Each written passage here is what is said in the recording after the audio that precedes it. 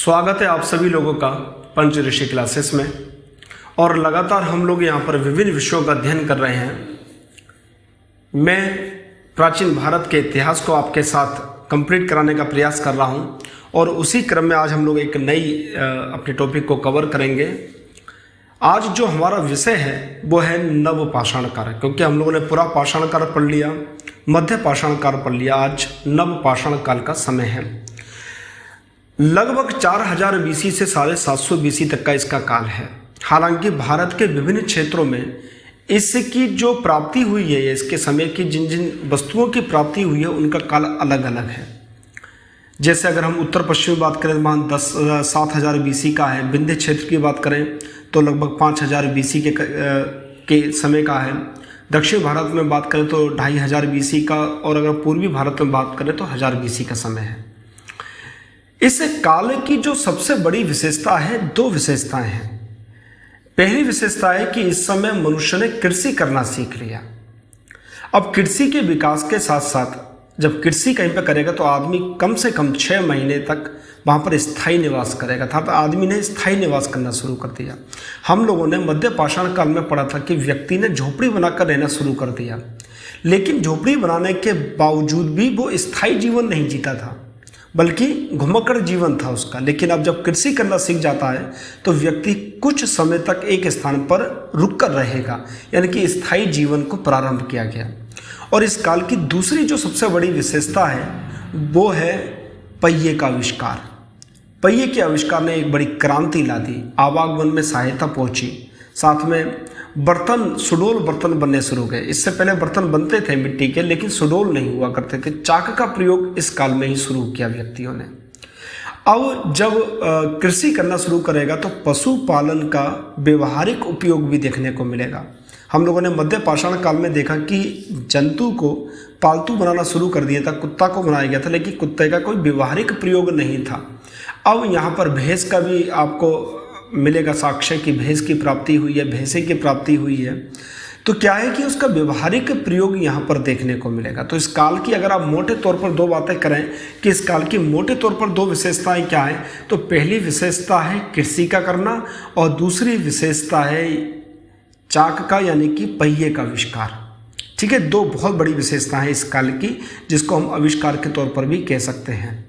ठीक है, तो इसको कुछ लिख लेते हैं, कुछ बातों को समझ लेते हैं। लिखिएगा पहला पॉइंट या शीर्षक दीजिएगा पहले आप लोग, नव पाषाण काल। शीर्षक दीजिएगा नव पाषाण काल।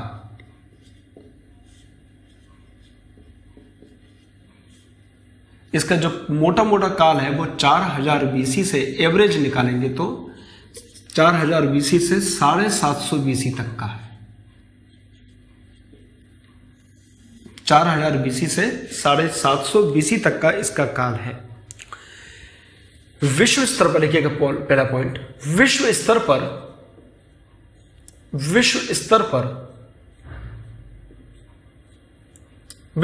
पर यह काल 9000 बीसी के आसपास का है।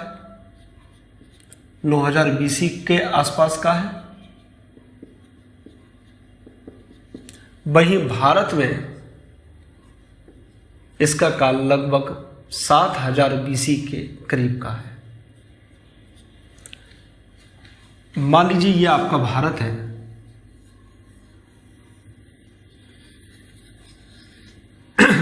ये आपका उत्तर पश्चिम वाला हिस्सा है। इस उत्तर पश्चिम वाले हिस्से में जो टाइम है इसका वो 7000 बीसी का है। जो विंध्य क्षेत्र वाला हिस्सा है यहाँ पर लगभग 5000 बीसी का समय है। जो दक्षिण का हिस्सा है यहाँ पर 2500 बीसी का समय है।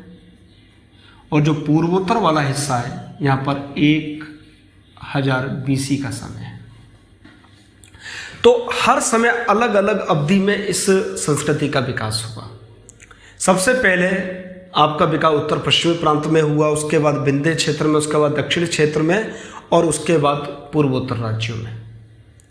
बात समझ में आ रही है? यानी कि सबसे पहले ये संस्कृति यहाँ पर विकसित होगी, उसके बाद यहाँ पर ही सिंधु सभ्यता विकसित हो जाएगी।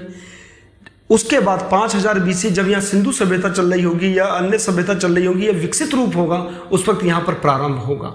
उसके बाद यहाँ पर प्रारंभ होगा और उसके बाद पूर्वोत्तर राज्यों में होगा। यानी कि ये जो है ये क्षेत्र सबसे पीछे जो क्षेत्र चल रहा है वो पूर्वोत्तर राज्य है, उसके बाद दक्षिण भारत, उसके बाद विंध्य वाला क्षेत्र या मध्य भारत कह सकते हैं, और इधर उत्तर पश्चिम वाला हिस्सा। क्लियर है? तो ये कुछ काल का निर्धारण है। लिखिएगा सबसे पहले नवपाषाण काल का नवपाषाण काल शब्द को सबसे पहले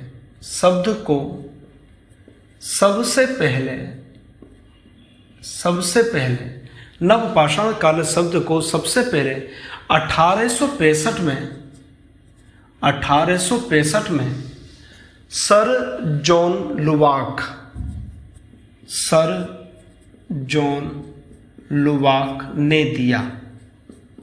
ने प्रयोग किया, ये दिया, कुछ भी लिख लीजिएगा। यानी कि सबसे पहले ये नाम कि नवपाषाण काल का प्रयोग 1865 में सर जॉन लुवाक ने किया था, इस काल का यूज। अब विभिन्न क्षेत्रों में हम लोगों ने बांट दिया। अब दो चीजों का आविष्कार हुआ इस काल में, पहला कृषि और दूसरा पहिया, और इसने व्यक्ति के जीवन को परिवर्तित कर दिया। इसलिए इतिहासकार गार्डन चाइल्ड ने इस काल को क्रांति की संज्ञा दी है। वो कहते हैं इस समय क्रांति हुई थी, प्रथम क्रांति थी, क्रांति की संज्ञा दी है।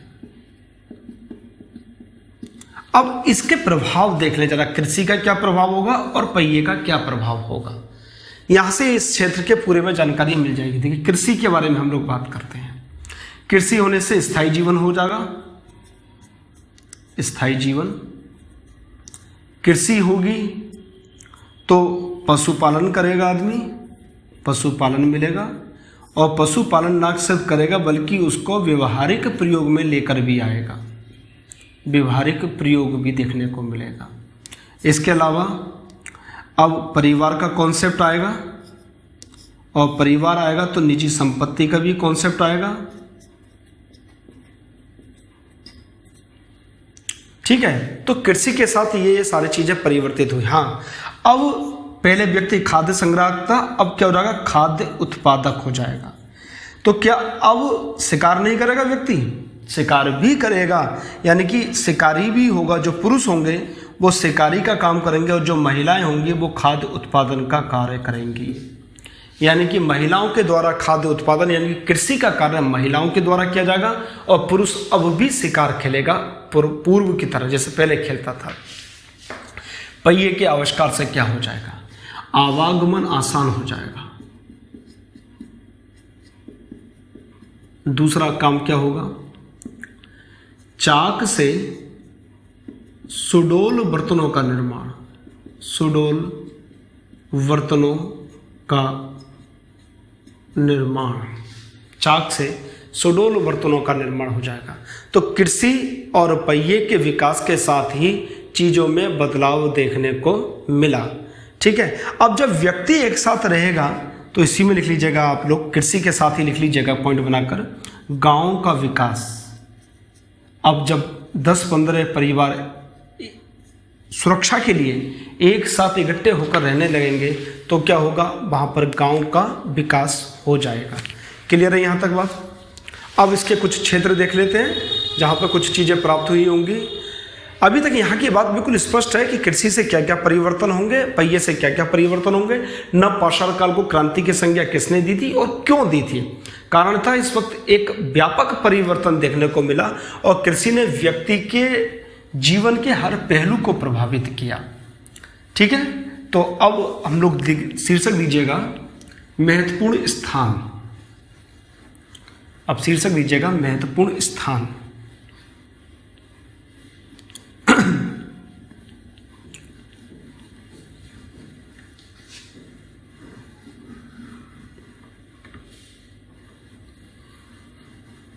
पहले लिखिएगा जम्मू कश्मीर। जम्मू कश्मीर में 2 स्थान प्राप्त हुए हैं, बुर्ज होम और गुफकराल। लिखिएगा महत्वपूर्ण स्थान, लिखिएगा पहले महत्वपूर्ण स्थान। में जम्मू कश्मीर लिखिएगा पहला बुर्ज होम, बुर्ज होम, बुर्ज होम। और ये कहाँ है? J&K, Jammu and Kashmir, J&K। अब यहाँ से क्या क्या प्राप्त हुआ? यहाँ पर पालतू पशुओं को मनुष्य के साथ दफनाए जाने के साक्ष्य प्राप्त हुए हैं। पालतू पशुओं को मनुष्य के साथ दफनाए जाने के साक्ष्य प्राप्त हुए हैं। देखिएगा इसमें पालतू पशुओं को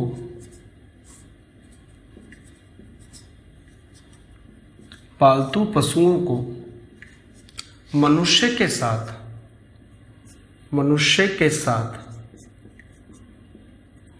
दफनाए जाने के साक्ष्य प्राप्त हुए हैं। पशुओं को मनुष्य के साथ दफनाए जाने के साक्ष्य यहाँ पर प्राप्त हुए हैं। ठीक है, ये यहाँ की विशेषता रही। इसके अलावा दूसरा स्थान है गुफकराल, गुफकराल, ये भी J&K में है, जम्मू एंड कश्मीर। इसमें क्या मिलता है? इसमें जो गर्त आवास है उनकी प्राप्ति होती है, गड्ढे के जो आवास है उनकी प्राप्ति होती है। तो लिख लीजिएगा गर्त आवास की प्राप्ति, गर्त आवास की प्राप्ति। यहाँ का जो महत्वपूर्ण चीज़ है वो है गर्त आवास की प्राप्ति। अब हम बात कर लेते हैं मेहरगढ़ की। मेहरगढ़ महत्वपूर्ण है, यहाँ पर 2-3 चीज़ें आपको मिलेंगी। मेहरगढ़, सबसे पहली विशेषता मेहरगढ़ की यह है कि 7000 BC के आसपास की यहाँ पर कृषि के साक्ष्य मिले हैं। कृषि के साक्ष्य मिले हैं। किसके मिले? 7000 BC के कृषि के साक्ष्य यहाँ पर प्राप्त हुए हैं। गेहूं और जौ के साक्ष्य प्राप्त हुए हैं। किसके? गेहूं और जौ।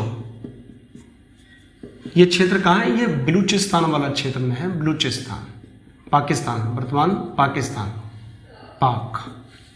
महत्वपूर्ण विशेषता क्या है? यहाँ गेहूं का बहुत अच्छा उत्पादन हुआ करता था, इसलिए मेहरगढ़ को बलूचिस्तान की गेहूं की टोकरी कहा जाता था या रोटी की टोकरी कहा जाता था। लिख लीजिएगा, मेहरगढ़ को पॉइंट आगे लिखिएगा, मेहरगढ़ को बलूचिस्तान की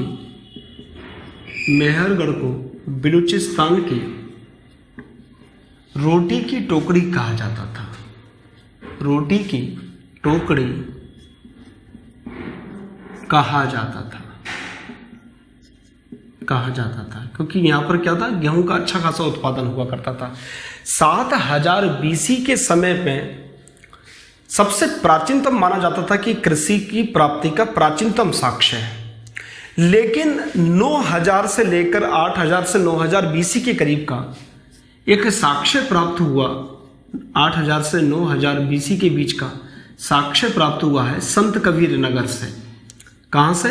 संत कबीर नगर से। वहाँ पर स्थान है लहूरा देव से क्या प्राप्त हुआ है? कृषि का साक्ष्य प्राप्त हुआ है। अभी तक ये माना जाता था कि मेहरगढ़ से सबसे प्राचीनतम कृषि के साक्ष्य प्राप्त हुए हैं, मेहरगढ़ से। लेकिन 8000 से 9000 BC तक के काल का कृषि के साक्ष्य लहूरा देव से प्राप्त हो गए। इसलिए लहूरा देव अब वो स्थान बन गया है जब प्राचीनतम साक्ष्य प्राप्त हुए हैं। इससे पहले मेहरगढ़ को प्राचीनतम स्थल बताया जाता था जहाँ से कृषि के साक्ष्य मिले थे, लेकिन अब लहूरा देव ने वो स्थान ग्रहण कर लिया। लिख लीजिए इस पॉइंट को, पॉइंट बनाकर लिखिएगा कि मेहरगढ़ को, अभी तक मेहरगढ़ को कृषि की प्राप्ति का प्राचीनतम स्थल माना जाता था, लेकिन संत कबीर नगर के लहूरा देव से 8000 से 9000 BC के काल के कृषि के साक्ष्य प्राप्त हुए हैं। अतः अब लहूरा देव वह स्थान है जहां प्राचीनतम कृषि के साक्ष्य प्राप्त हुए हैं, जहां प्राचीनतम कृषि के साक्ष्य प्राप्त हुए हैं। ठीक है, नेक्स्ट लिखिएगा कोल्डीवा,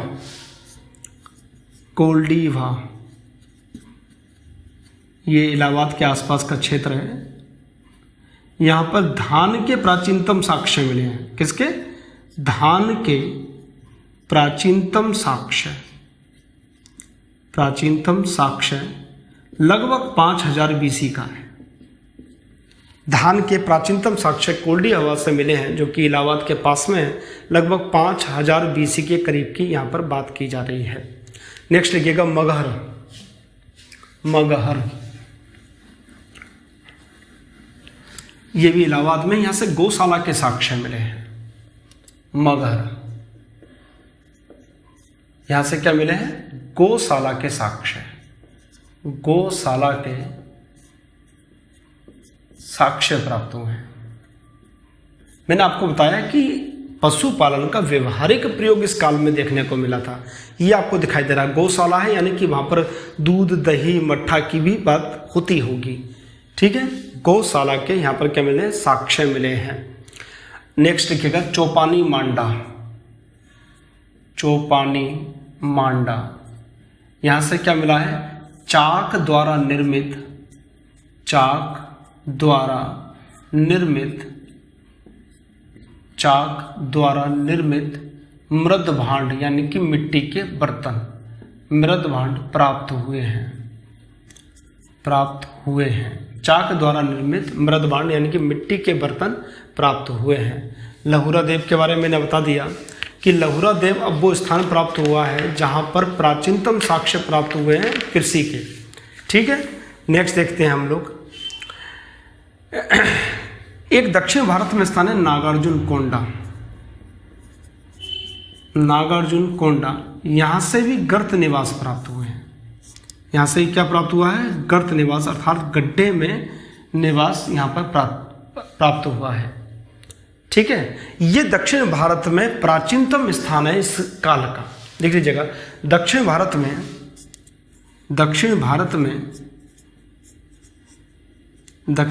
में इस संस्कृति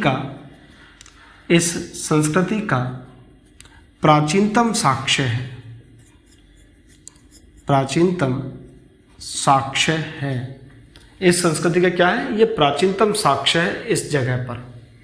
ठीक है, दक्षिण भारत में अगर हम बात करें कि सबसे पहली कौन सी फसल थी जो उगी, वो थी रागी, और दूसरी फसल थी कुल्थी। लिख लीजिएगा, दक्षिण भारत में सबसे पहले होने वाली फसल, दक्षिण भारत में